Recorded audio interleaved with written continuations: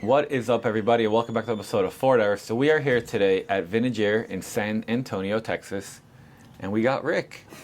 Good morning. Good morning. So it's nice been to stop by, as always. I really appreciate you guys having me, and it's been a while since we've been here, and you guys are always adding things on. And my favorite thing is to support Made in America companies. Yep. So I figured we need to show everybody where their air conditioners are made. Yep. We got a great group of people here, very dedicated to what they do. Again, we got 160 employees, American-made stuff. You know, we're very proud of that. Made in Texas, and yeah, so we'll give you a tour and show you around. Let's go for it. Okay. So, what year did you guys start? This is our 50th anniversary. We 50th started in anniversary. 1976. Jack founded Vintage Air in 1976. So we're very excited about our 50th anniversary this year. You probably have some big plans, huh? Yes, we're looking forward to it. There's not a lot of hot rod companies that have made 50 years. No, so and especially we're not excited about it. stayed together. Right? Exactly right. I always Come love on walking. down the hallway here. We're going to start you off in a little sneak around what we do. This is our research and development department, and kind of get an idea how we do our development systems here. Right now, we're working on two of our latest kits. This is our CJ5 and CJ7 kit we're working on. Good morning, Scott. How you doing? Good. How are you? Good.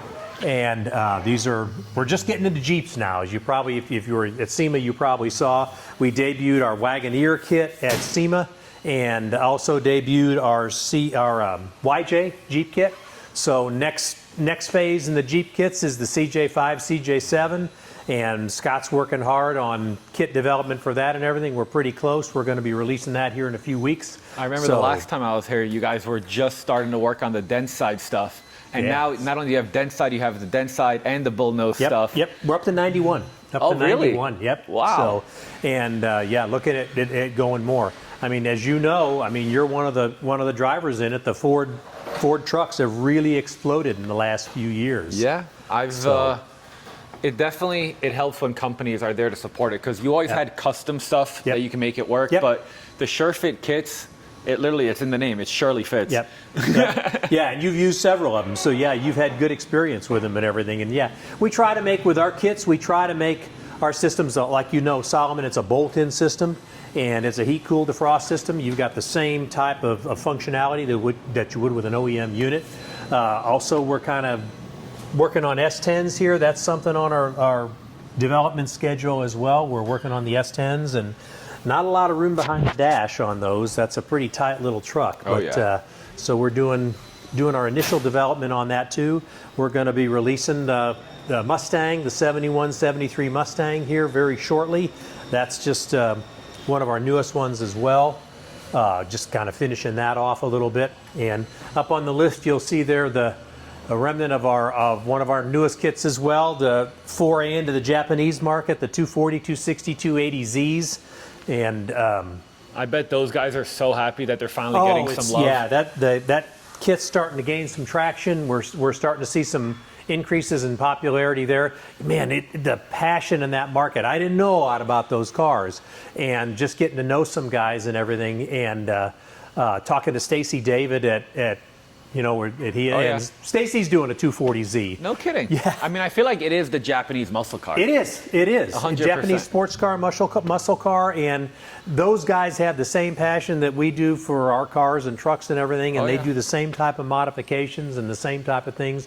And really, I kind of got involved with Soon Kang at SEMA this year, met him and talked to him. He's got several Z cars, as you know, big supporter of those. And that's so cool. He put a couple of our kits in his cars, and pretty excited about having air conditioning in his cars, in his drift car and everything of that. So we're excited about, again, a different market that we're getting into that we're excited about, like the Jeeps. So this is where basically everything is born, the ideas, and then make it fit, figure it out. And then what are the next steps? Next steps are developing molds for all the parts, and whether we're going to, because we do everything in-house. We do mold development in-house, and we do, first CAD, and then they go into a prototype mold, and then we'll make parts, and that's what Scott's doing here, is he's fitting initial parts into the CJ, and in fact, he's beyond initial. So you can see the under dash panel there that basically mimics what an OEM system would look like on the Jeeps. All the OEMs were basically an add-on. That wasn't really a factory air. You had a heater,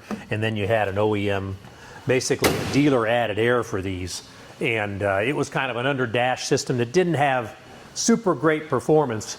So what we're doing is the kits we're doing now is going to be, it's a fully integrated heat-cooled defrost system. SureFit kit, like you're used to in your pickups and everything, like we do in all the muscle cars and everything. But there's some challenges that we're keeping, and obviously everything we're doing is for robust and strength and the way these guys treat these vehicles and everything. So that's something we're really conscious of while we're putting these kits together, that we want to have excellent performance along with real good durability. You can see a lot of these guys are, as you know, they're kind of rough on these. So, oh yeah.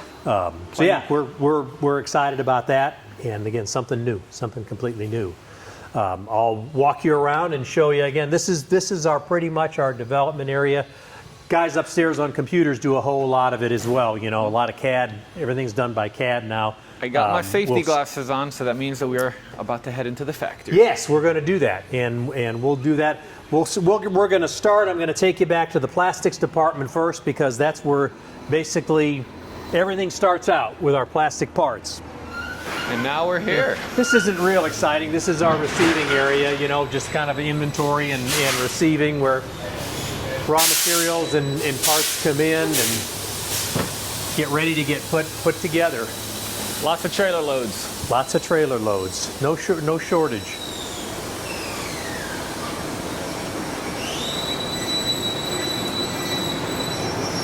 You guys definitely added some on since last time. Yeah, we've expanded a little bit since you've been here last time. This is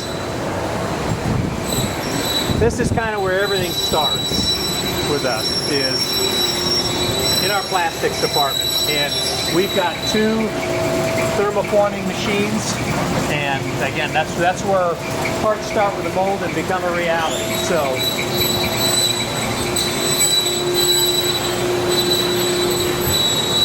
we got different kind of molds here and everything, and this is for, we kind of group our molds according to what they're going to be used. You see 66, 67 Nova, 79 to 93 Mustang, and then some miscellaneous parts. We can kind of move parts around as we need to on the sheets to get the parts that we need. And you'll see real quick here, they're fixing to do a full. Plastic is heated inside at 350 degrees, and once the plastic's heated, preheated, you'll see it starts to bow, and then we're going to pull the mold in. Plastic comes out.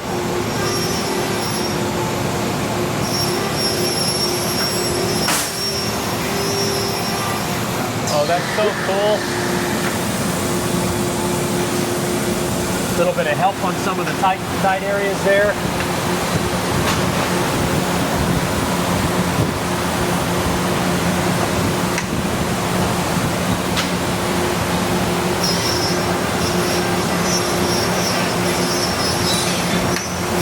So when people are comparing your pricing and they're wondering why you might be a little bit more expensive than a competitor, is it because an American has to do a job here in San Antonio? Right. Yep. That's certainly a part of it.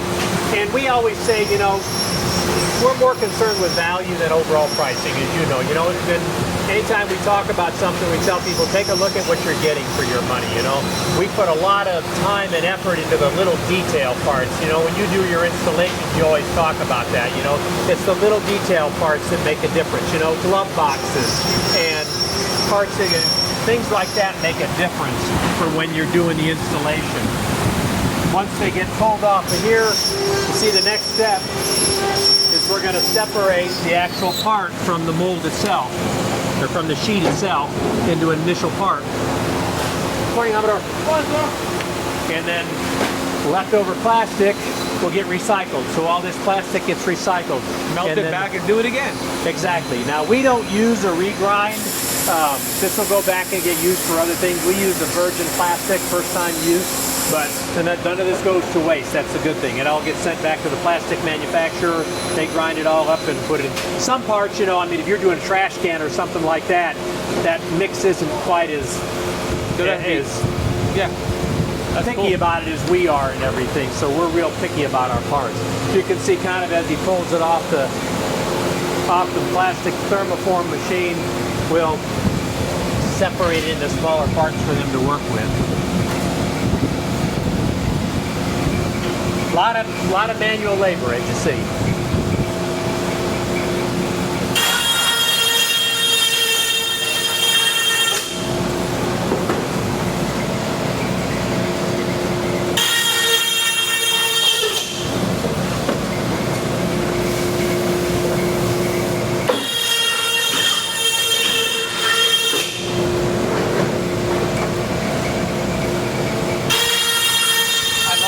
Such a flow.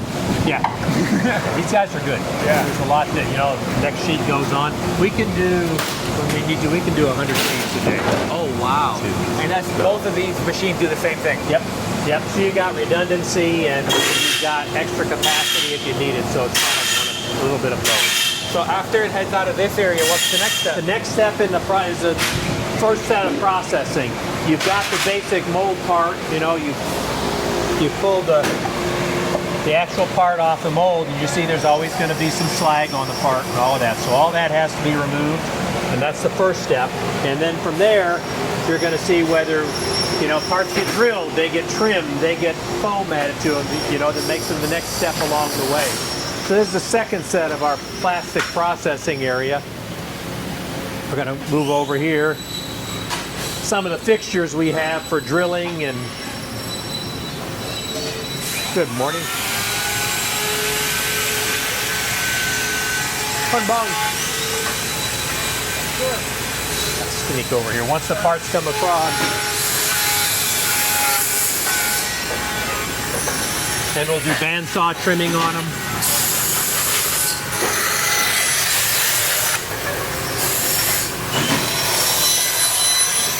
I love how you guys still are, everything is actually touched. That's so cool. Yeah, there's, again, a lot of hand work. Yeah. And every part is 100% hand cleaned. We'll clean every part and then go on to the next stage of it where they get drilled and processed. Good morning. Morning. See, to me, this is what I like to support. I like to support a company like this. Yes. Yeah, we've got a it's great not like group of there's not a people. lot of cool American companies, but it's better when you know, hey, we could actually call them up. Tech support is right there up front. Any problems, it's really cool. A lot of these people have been here a long time. Some of these guys have been here 20 plus years. Really? So yeah, we got a really good employee. You see how we use our fixturing here for drilling all the holes to ensure that all the parts are the same and correct.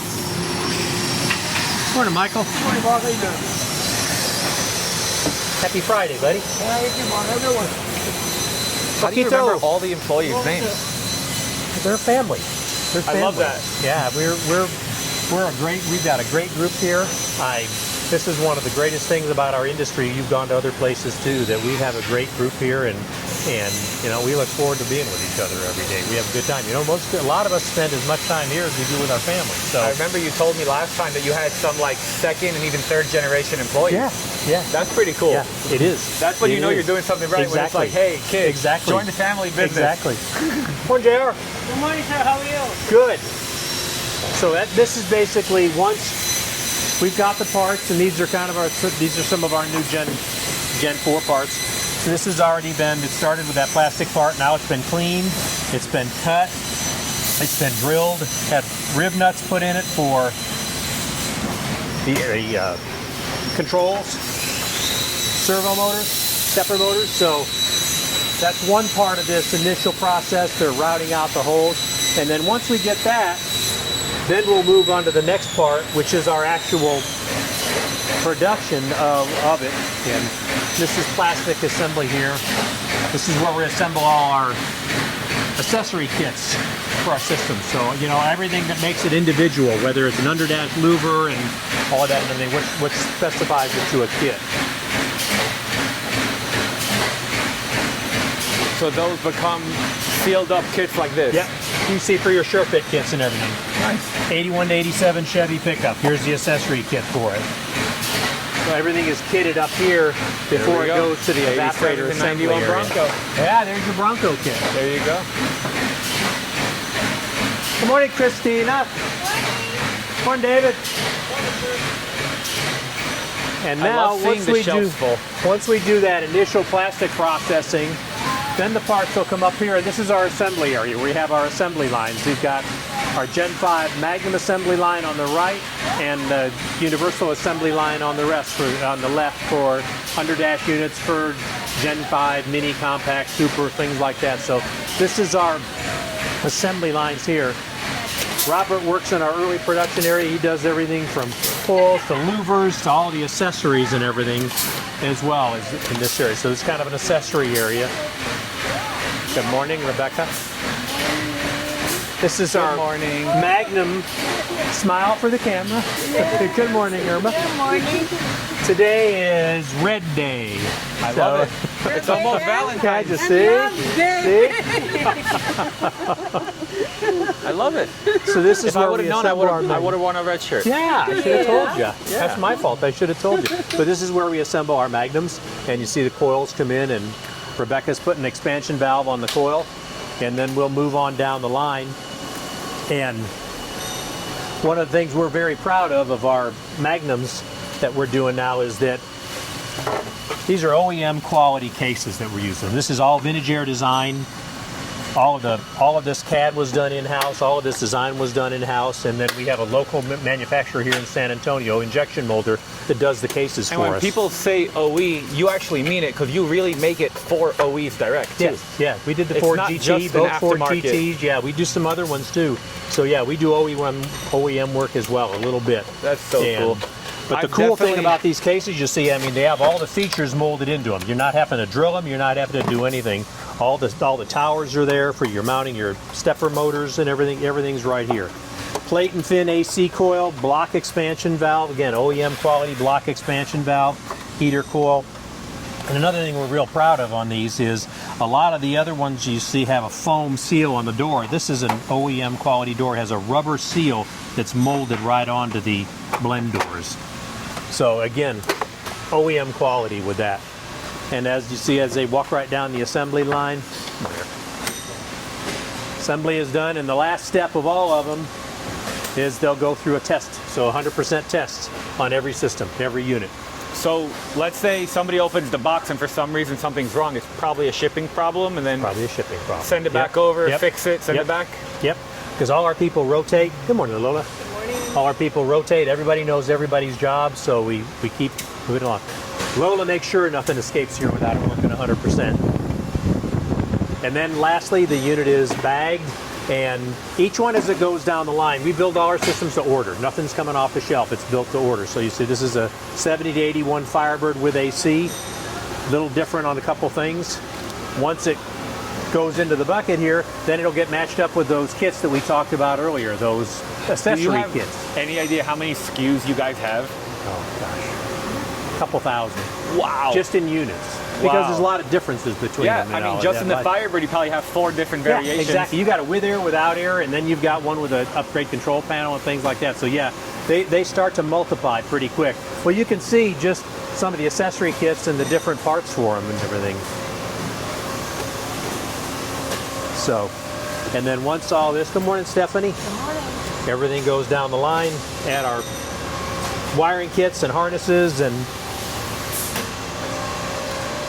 then Sean, our boxer and packager extraordinaire, makes sure everything is packaged right so it gets to you undamaged and ready to go. So if anybody's ever curious how one of these things are filled, now you'll see they put this thing in and it's full of like a pretty cool foam. It's all an expanding foam.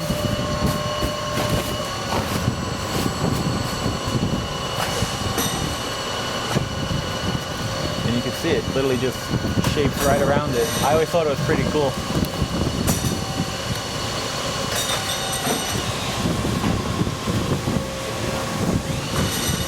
It's amazing what technology does. Everybody remembers the old commercials, right? Where they showed the shipping, where they had the big gorillas just throwing things around and all.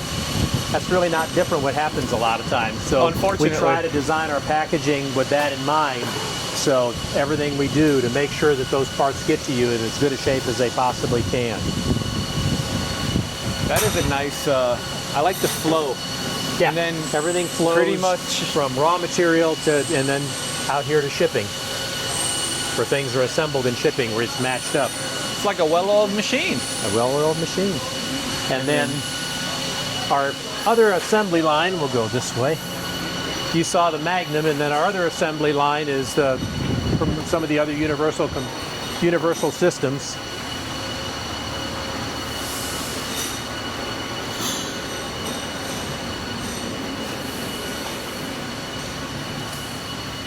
Martine's working today on a Heritage unit there, finishing up a Heritage unit. Yeah. Well, Underdash Heritage unit. Gorgeous. Cool stuff. Cool stuff. And we're actually working on doing some changes to upgrade some of the things we do on our assembly line. So this is going to be our latest assembly line when it's all fixed up as well. So we're always continuous improvement. How many units do you guys like average a month or a year?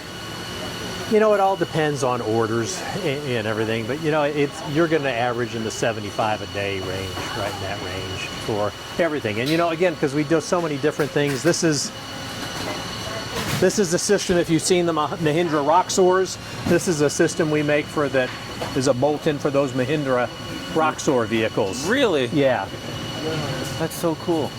kind of a cool deal. And then you were telling me you guys do like a lot of little planes and like stuff like Do that. some stuff, yeah, for some other things. So yeah, we've got a lot of different things going on. Good morning, Linda. Good morning. And then our last assembly line here, this is our pod area, what we call our pod area. Started out because most of our controls years ago were pods, you know, underdash pods. So this is our controls area here, and where we do all our controls assembly. Okay, how you doing, buddy? You right? Good. So all of our controls are built here, fixtures to build them. It's one of our C10, the truck guys. This is our new C10 panel. We've just started now. We've upgraded. We're injection molding the little bezel for the factory non-AC trucks. It's a little better fit into the dash for the controls. There you go. So we're working on that. And again, another new injection molded part. But always lots going on in the controls area. And all this stuff will walk down. And again, they're all built to match. Each order has an order number, and all these parts are matched up to the overall order number. Come on, Santiago. Whoever the operations manager is has a tough day, I'm sure. We've got a production manager, and he's really good and monitors a lot of this stuff as it goes through. I want to show you our coil department next. Good morning, Jaworski. That is the thing that I found the coolest on the last trip, because you wouldn't expect that to actually be done in-house. Yeah. We don't do the aluminum plate and fin coils, but we do all the tube and fin coils that are used in like the Gen 5 Mini, Gen 5 Compact, Gen 5 Super. All of those, all of the coils for those units begin here. All the copper. Oh wow, that's pretty cool. So it goes up and through the roof. Goes up and over, comes down, goes into our tube straightener, goes through to be straightened. And once it goes through to be straightened, from that, this machine not only straightens the tubes as they come along, it also does a bend at 180 degrees and comes up with a U-bend. So that's, and the neat thing about that we do is this tubing is rifled. So you'll see it's got rifling inside here, kind of similar like a gun does down the barrel of the gun. And what that rifling does is that adds turbulence as that refrigerant goes through there, so it increases the heat transfer, helps with the heat transfer on it. So step one, the copper. Next step is the U-bend, and these are what's called the tube and fin coil. And after we've got our U-bends, the next thing is to take this U-bend and stack it with aluminum fins. And these aluminum fins begin as just a sheet of aluminum, and it'll go through this press, and that sheet of aluminum gets pressed into fin packs, making heater coils right now. But there's the heater coil. You'll see it stacks up the aluminum fins. And the way any heat transfer works, basically any heat exchanger works, is you've got either a liquid or gas that flows through the tube. That contacts the tube contacts the fin, then you get air across the fin, and that's what you get. That's where you get your heat transfer, whether it's a radiator to where you're dissipating heat, or a condenser dissipating heat, or if it's a coil where you're absorbing heat. Same type of thing. So once we stack up those fins into the coil tube, we got a coil pack here, Jay. Oh, no, I haven't. I can better start on. Just doing this. Oh, here's one. Oh yeah. So once we stack those fins up, we stack them up onto our tubes, our copper tubes, and then we run it through this machine, which was an expander. So we'll put the coil in this expander. The tubes come in, you see they got a point, they're a little larger, and they'll take that copper tube, and if you look, it expands it. So it expands that copper tube out into contact with the fins, so you get a mechanical contact with it for better heat transfer, and it locks all the fins into position as well. So then we've got at that point what we call a coil slab. You've got just a basic coil slab. Let's put this down here for you. And to make that a coil that we use, you've got to add feeders to it to get either your coolant in there for heat or your refrigerant in there for cool. So we'll take that coil slab into our next phase of our department. Oh, great. And we make our own feeder tubes for them. All the feeder tubes that will make that coil, we'll show you where they end up next, but all those tubes are made in-house as well. All different kinds of feeders, whether they be single, into feed into multiples, and all different kind of feeders. And then we go into our assembly area for the coils.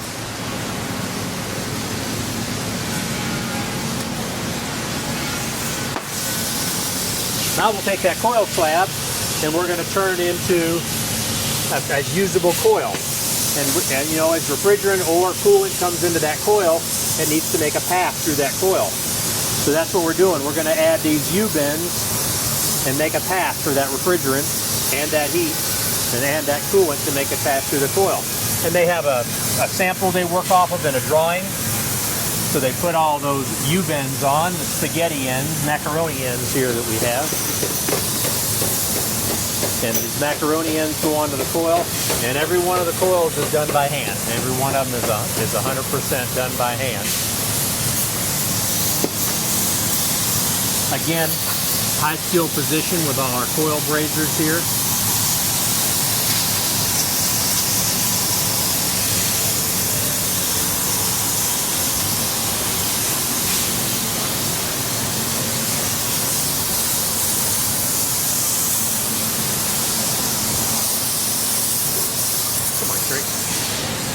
Another one of those feeders that we showed you earlier, and they'll be welding those on, or they'll be brazing those on once they finish that.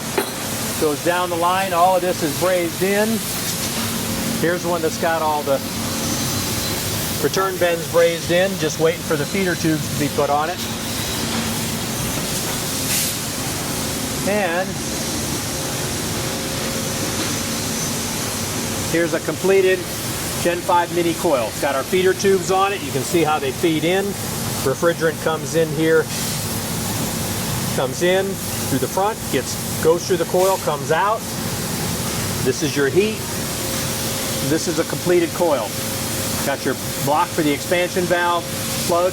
Every one of these, when they finish assembly, will go to our dump tank, get charged with nitrogen, put into the dump tank to make sure there's no leaks or anything. If there's a leak or two, it's easy to touch up, and which is common with the practice. And then they get charged again with nitrogen, and they sit for a minimum of 24 hours on our racks here. And when they move to the production area, they'll check. The first thing they'll do is check the charge and make sure we don't have any degradation of charge, so that there's no leaks. Goes through the entire assembly process, checked again for charge, and when you get it as a customer, then that same thing, when you pull that cap off, you'll hear that nitrogen escape and know that you've got a coil that didn't have any leaks in it.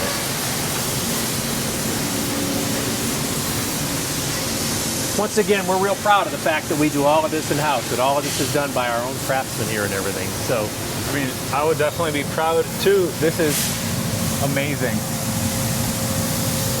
very vertically integrated we are. Definitely. And it's probably taken 50 years to get exactly where we are. Yep, and we're still learning and getting better all the time. I'm gonna move now into the beginnings of our sheet metal shop. And this is our trunk laser, and this CNC laser will do everything from 22 gauge right up to 1/4 inch. So this is where all of our brackets begin. Whether it's an engine bracket, whether it's a condenser bracket, evaporator bracket, everything begins on our laser. Firewall stuff. Yeah, everything, again, here's 1/4 inch. And the nice thing about a laser of this quality is you don't even have to drill the holes. You can go in and actually tap these holes because... Oh, wow. And no slag. Yeah, yes, exactly, exactly. So that's the first stage. Now you've got a flat part to a design. And we're gonna come from here, again, everything you see, everything from sheet metal, from 16, 18 gauge, 20 gauge, right up to 1/4 inch. And including our cool little wrenches that we have too. So the hard to reach places. Hard to reach places. And then if it's an engine bracket, it goes right from here into our engine bracket assembly area where it'll become a specialized bracket. All the hardware is added to it. Hardware, brackets, parts, all of that. And then this will flow to that same shipping area where the evaporator will be waiting for it, and we'll match everything up. Once we leave sheet metal here on some of our condenser brackets and evaporator brackets, you know, we don't want to ship them raw. So what we started doing years ago is started to powder coat things. And I'm going to take you back and show you our powder coating area. Like you said, actually vertically integrated. Yes.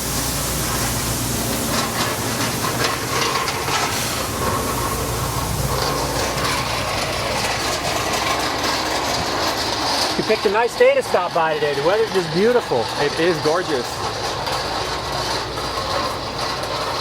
You never know this time of year what you're going to get. No, a couple of weeks ago it was in the 30s. Lots of plastic and staging waiting for to be processed.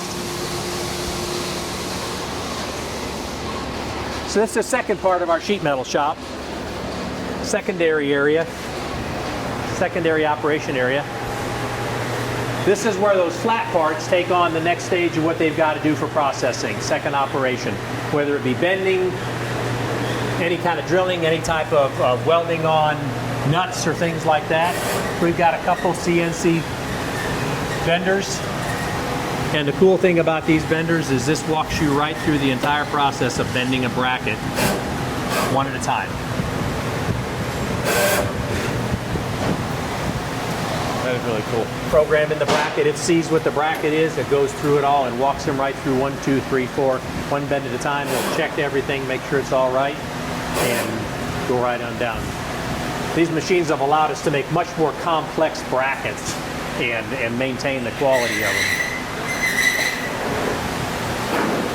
Engine bracket welding in the back, any of our engine brackets there. We've got a couple spot welders here to put 57 Chevrolet stuff to put the nuts, spot weld the nuts on. Then once we get that done, the next step is powder coat to get a great finish on them. So we've got these racks all set up and each part is hung on the rack after it's bent. Morning. And then we've got a 5-tank process where that same rack will be hung.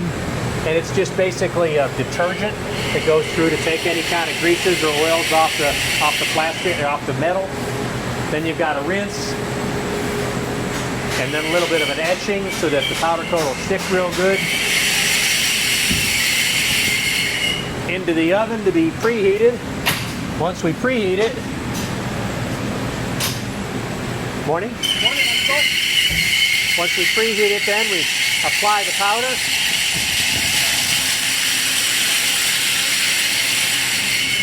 The bearings on those wheels don't love these ovens multiple times. The grease tends to get baked out. Yes, the grease tends to get baked out a little bit. So that they whine a little bit about it all. And then we'll start applying the powder. That's awesome.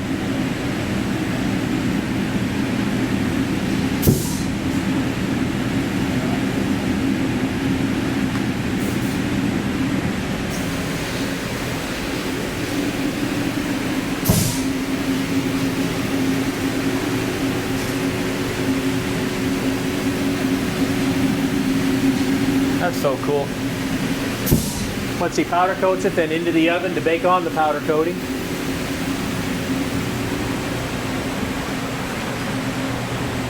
Morning guys, Woody, how you doing? All right? How are you? Then once out of the oven, comes out, and then all the parts are taken off and labeled with SKUs. We're doing two different types of powder coating here. We'll do a smooth semi-gloss for parts that are kind of what we'd call a Class A part, like a compressor bracket or a condenser bracket, something like that you see under the hood. For brackets inside the car, we'll use this texture powder coat, which is a more durable finish, which I really like. And so you've got those two different finishes that we do with the powder coat. And then from here, they go to that kit assembly area where they get put into the kits. Man. So how big is this facility? But with everything, we're just shy of 50,000 square feet altogether. Wow. We have 162 employees. So are you guys constantly looking for new guys? Yes. Like, let's say someone's in Yes. San Antonio or just wants to come work for you guys. How can Yeah, we've got an open interview, walk-in interview next Thursday. So if you're looking to be part of a great company and you want to be an assembly tech, we've got openings available right now. Where should they go to check that out if they want more information? Just go to vintageair.com and there's a place for careers. You can get right on there. So, but yeah, or we've also got ads in several places to look at too. So we're always looking to grow our team with really good people. And I'll go up this way. I'm going to show you our machine shop. okay. It really is a beautiful day here. It's gorgeous.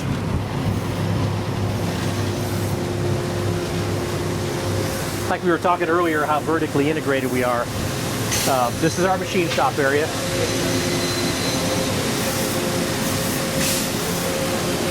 And this is where we do all our, any of our control panels that are billet aluminum, as well as all the front runner work and all of that and everything that we do here. So, sure. Yep, we'll walk around. Make lots of chips. All the chips. All the chips. So cool. Beginnings of our adapters for our expansion valves. Start out just as a block. That's all of them, and then the machine from there. Oh, okay, cool. Some of the brackets we still do for small block Chevrolets are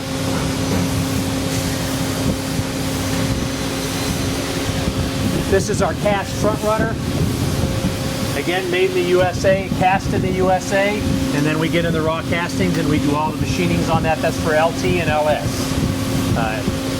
One of our newer products, designed to clean up an LS and give you a great place to mount everything. High performance water pump, really nice part.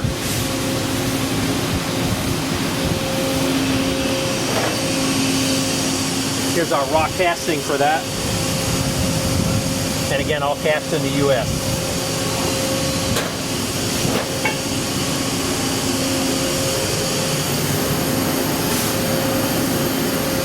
The cool thing about our machine shop here is it's basically, we'll kind of go to the other side and you can see that we have an RGV system, which is a remote guided vehicle, and that'll basically, we can do lights out machining here. We can set up different tombstones. The robot will go get it, put it in the machine, do all the work, and put it back and go to the next one. So the night shift is pretty autonomous. Pretty autonomous, exactly. Exactly. Some of our front runner brackets, small block Chevrolet front runner brackets, fresh out of the machine.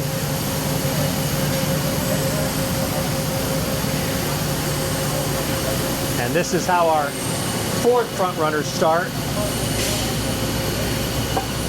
This is a one-piece forging. So we actually do a forging that becomes the timing cover on your Ford front runner. Wow. Your Ford small block. Place for the compressor, place for the alternator. Everything's right on the one single forging. You guys are not playing games, that's for sure. Very strong, very robust. And you look down the line, you can see the tombstones I was talking about there with the pallet pickup, and that'll go in and grab those and take them to the machine. I love this. I also love, I don't know why, but I love the smell of the fluid in machine shops. Gets me every time. Yep. Well, here's I showed you that Ford front runner pre-machining. These are all wrapped. And after we machine them, they'll go for either polishing or tumbling and stuff for the finish that we put on them.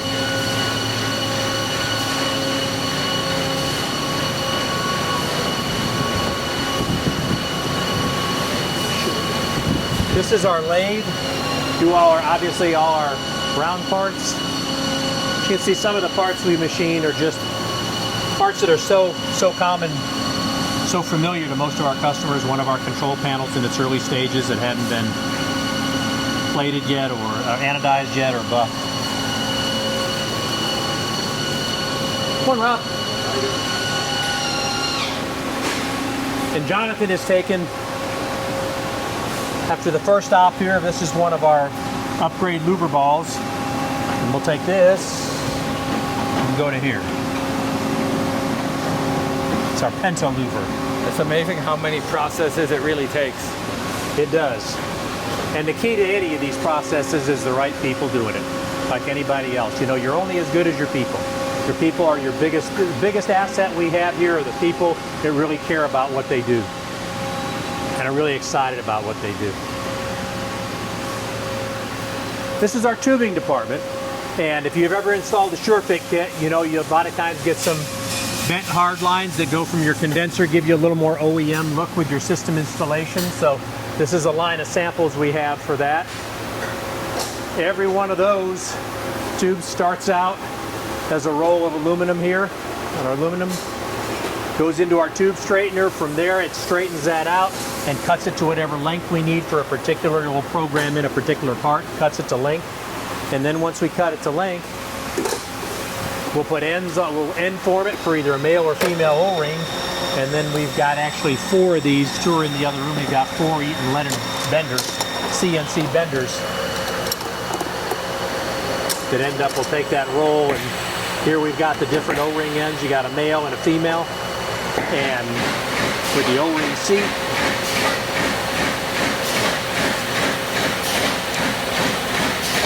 on there.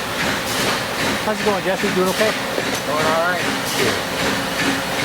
And sometimes there's some pretty complex shapes in some of these. But here's one phase of that. Now you've got that tube that's been straightened, cut to length.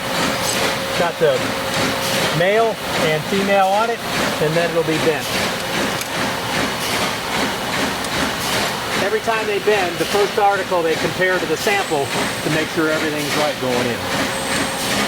Even though it's always programmed, you always want to make sure that you always confirm that it's correct.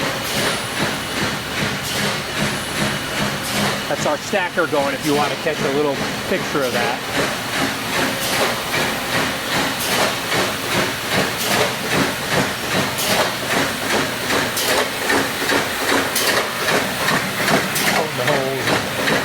Okay.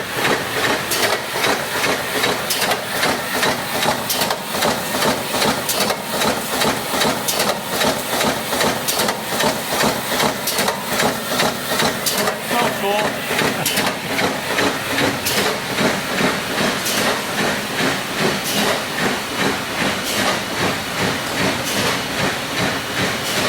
Their bender in operation.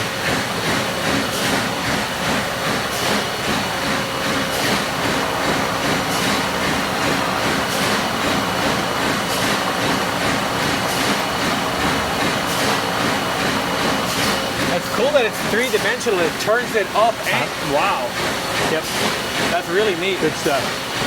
again, these types of machines that we've got through the years have allowed us to upgrade what we do. When you have that kind of capability, you can design to that capability, and I think that's another thing that always sets our kits apart. The guys that you saw in our R&D area and our development guys are car guys too, like the rest of us here. So we keep in mind how we would want things, and that's a big part of how we do things. I think that's also one of the more fun parts about you personally. Like, you are always out driving your stuff. I remember, I mean, well, the first year for Triple Crown, you guys did a whole tour all the way from down doing it again. Oh, you're doing it again? Heck yeah. I've got 39 Ford that I've had for 42 years, and that's going to be my ride on that again this year. Heck yeah. This is our hose assembly area here and condenser assembly area where we'll take raw condensers and, again, turn them into what a SureFit kit becomes. And this crimper that we have, again, OEM, this is a 6-segment OEM crimper. So this is the same crimper basically that OEM lines are using now. Supports for that and everything using all of those. And all our hose kits. How's Helga doing today? Is she all good? All good. They've named the crimper here, so. But that's our hose kit area. And again, this is just this is our shipping department here, where kind of a whole lot of that comes together. You know, you saw where the front runners began.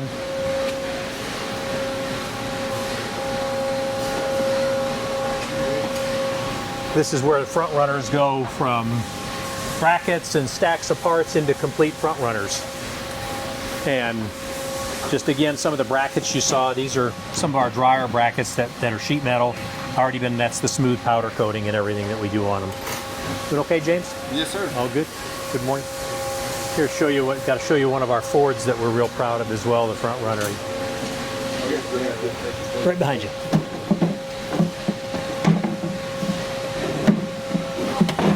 You saw the raw forging, and there's the Ford front runner after all the machining. So you had that raw forging, beautiful. And now it's ready to bolt onto the front of your small block Ford engine.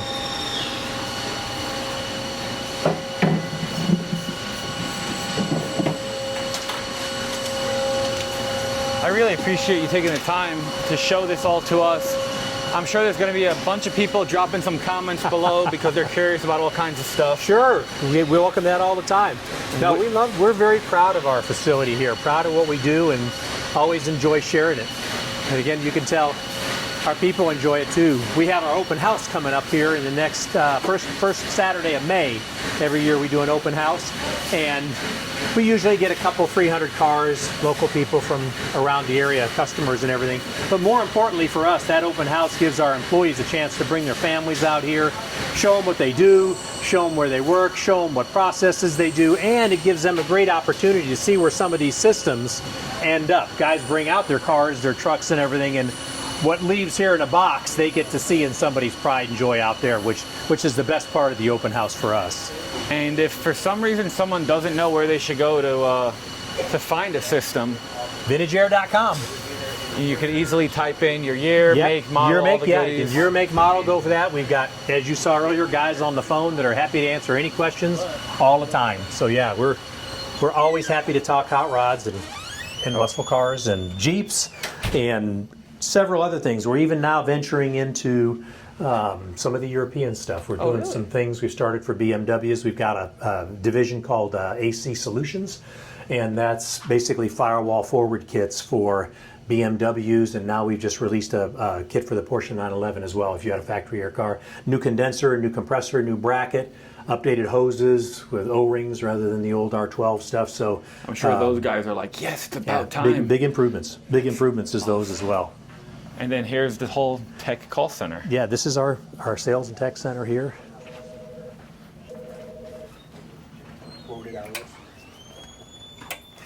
And we've got to at least mention, our cool 200 Studebaker that still proudly displayed the Jack ran 241 with the AC on back in 1995, then took the car and drove it on Power Tour in the same exact trim. So this car has been a great test bed for us through the years, and just a great example of how you don't have to sacrifice performance to have good air conditioning. For the people that have never seen this, could you give us a little walk around of it? Sure. Yep. This was designed Cool and built back 200. in the 90s. The Cool 200. It's a 53 Studebaker, and big block Chevrolet. Basically was the marine motor at the time. Hey, Ron, how's it going, bud? How you doing? Happy to be here. Big block Chevy, all aluminum, was a Merlin engine. When he ran at Bonneville, it was carbureted. Actually, it had 2 Dominator carburetors. Now it's been upgraded to fuel injection. And again, Jack still drives the car. He'll come out and get it and drive it and everything. But it ran 241. Basically, a 90s NASCAR chassis would have been like a cup car chassis, full tube chassis.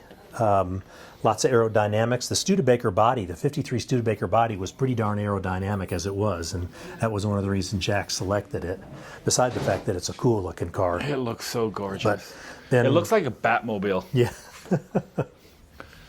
It can be sinister It's like a 50s looking. Batmobile. It is a cool car. It's even better that he actually uses it. Because so Yeah. many people have Right. amazing vehicles Yep. and they just sit.